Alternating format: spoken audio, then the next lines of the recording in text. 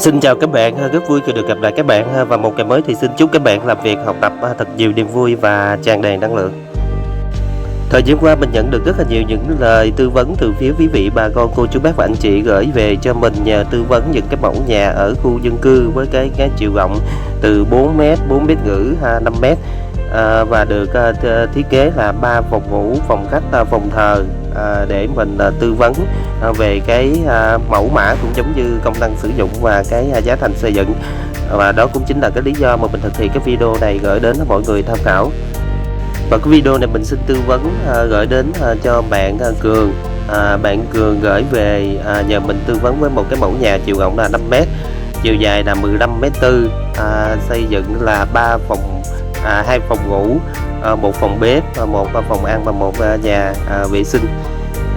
Đây chính là một cái comment rất là tiêu biểu mà mình lựa chọn cái comment của các bạn này để thực hiện cái mẫu nhà này gửi đến cho bạn Cường, tư vấn cho các bạn Cường trong cái video này. Không phải ai trong mỗi chúng ta cũng sở hữu cho mình một cái lô đất hoành tráng về mặt tiền cũng giống như là cái diện tích, phải không các bạn? Việc sở hữu một cái lô đất nền ở khu dân cư có cái chiều rộng mặt tiền khá khiêm tốn, thì mình nhận thấy được rằng là bà con mình rất là nhiều.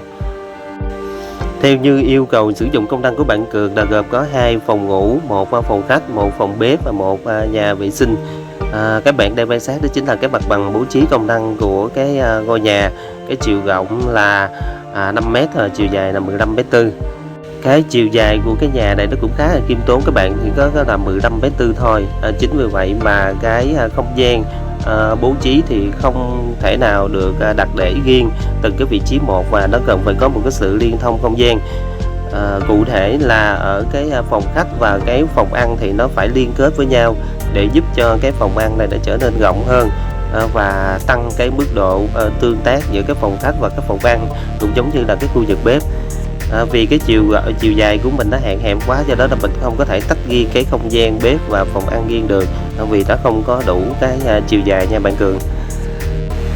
Hai cái phòng ngủ được đặt liền kề phía sau cái phòng ăn và cái nhà bếp, với chiều rộng của nó là 3,4 m.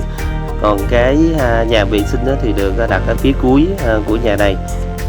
Vì ở khu dân cư cũng giống như là tạo nên cái phần thoát hiểm, lưu thông gió và ánh sáng, và mình sẽ bố trí một cái cửa hậu nó nằm ở cái phía sau. Bếp thì được thiết kế chữ L khá là đơn giản các bạn. Để tạo cái sự thông thoáng cho khu vực bếp thì tại cái vị trí bồn rửa thì mình sẽ đặt một cái cửa sổ to để giúp cho việc lưu thông gió và ánh sáng ở cái khu vực này nó được tốt hơn.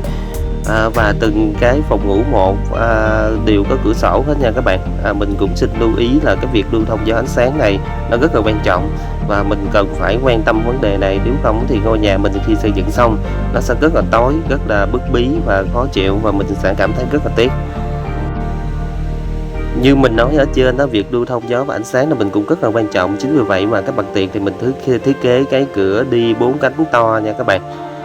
Và phía bên tay trái thì thiết kế một cái cửa sổ 6 tấc dài, giúp cho việc lưu thông gió và ánh sáng, và cái không gian của nó được mở ra cái phần sân phía trước, giúp cho khi mình ở trong cái phòng khách cũng giống như là phòng ăn thì nó phóng vượt một cái tầm nhìn xa ra ngoài cái phần sân cũng giống như là con lò ở phía trước. Mình đặt cái mẫu này là mặt lòi mặt lõm nha các bạn. Cái mặt lõm thì nằm phía bên tay phải, còn cái mặt lòi nằm phía bên tay trái. Vì sao phải thiết kế mặt lòi mặt lõm các bạn? Vì cái không gian của mình cái chiều dài của nó quá ngắn, chính vì vậy mà nhờ vào cái mặt lòi mặt lõm này giúp cho cái không gian phòng khách được rộng hơn, nó thoáng hơn. Và tại cái vị trí mặt lòi này mình cũng có thể đặt một cái bàn làm việc, hoặc là một cái bàn học thì nó cũng rất là hợp lý. Mặt tiền thì cũng được thiết kế khá là đơn giản các bạn.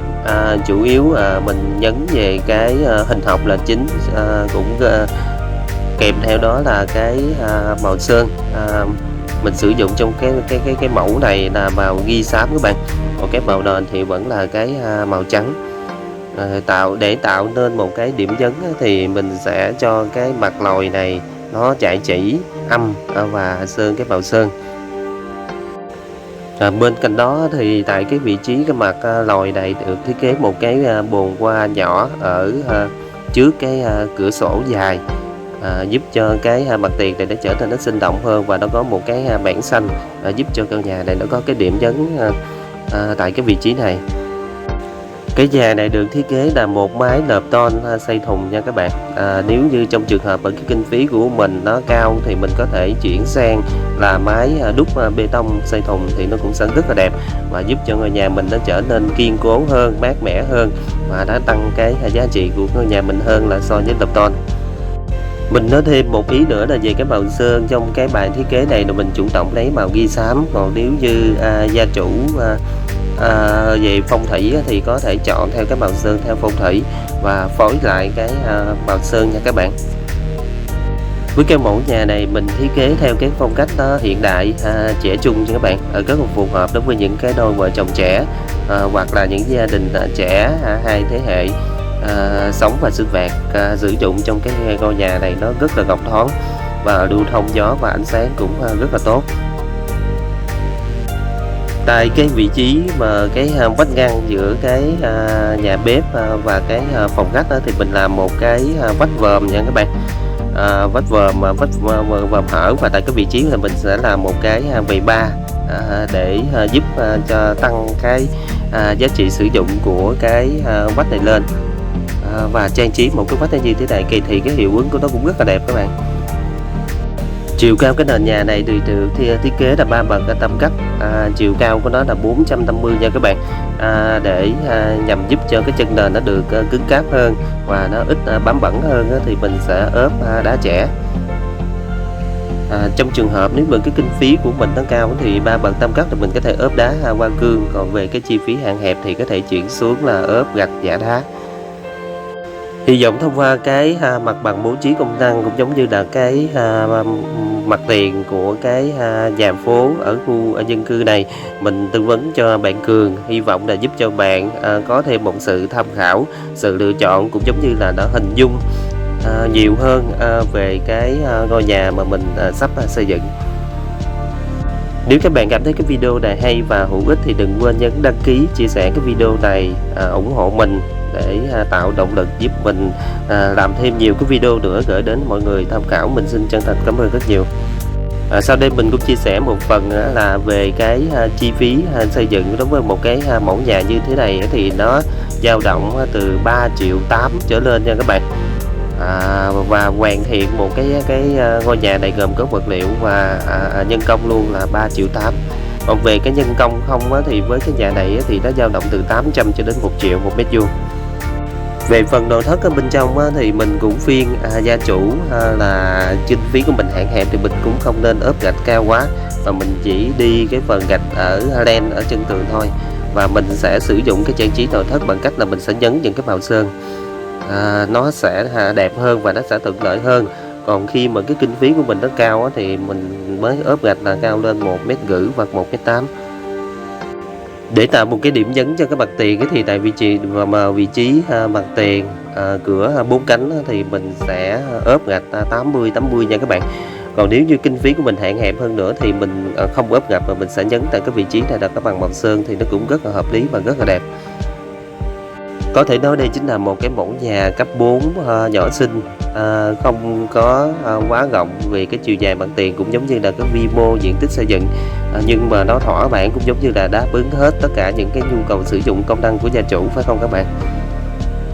Hy vọng thông qua cái mẫu nhà cấp 4 mà mình tư vấn cho bạn Cường cũng giống như là gửi đến bà con cô chú bác và anh chị có thêm một cái mẫu nhà cấp 4 với cái chiều rộng nó là 5 mét và cái chiều dài của nó là 15 mét để mọi người tham khảo trước khi xây dựng cho mình một ngôi nhà như mơ ước.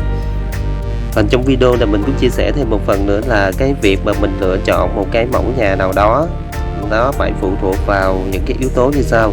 Yếu tố thứ nhất là về cái phong cách mà mình hướng đến. Cái yếu tố thứ nhì là mình mong muốn sử dụng cái công năng nó như thế nào. Yếu tố thứ ba là cái vị trí của các mảnh đất của cái nhà mình. Cái yếu tố thứ tư là về cái kinh phí đầu tư mà mình có thể bỏ ra mình đầu tư xây dựng cho ngôi nhà của mình. Tổng hợp 3 yếu tố đó lại thì mình sẽ lựa chọn được một cái ngôi nhà như ý muốn. Video của mình đến đây là xin kết thúc, và bây giờ xin nói lời chào tạm biệt và hẹn gặp lại các bạn ở những cái video lần sau.